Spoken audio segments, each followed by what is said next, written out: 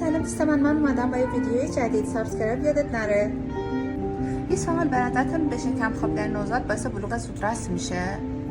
شما هم حتما شنیدین که میگن پسر بچه رو نذارید به شکم بخوابه که باعث بلوغ زودرس میشه. بیاین با هم این رو بررسی کنیم.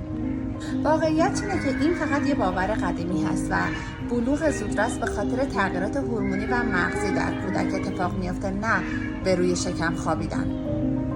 حالا چرا پزشکان میگن که زیر 6 ماه نذارید بچه به شکم بخوابه؟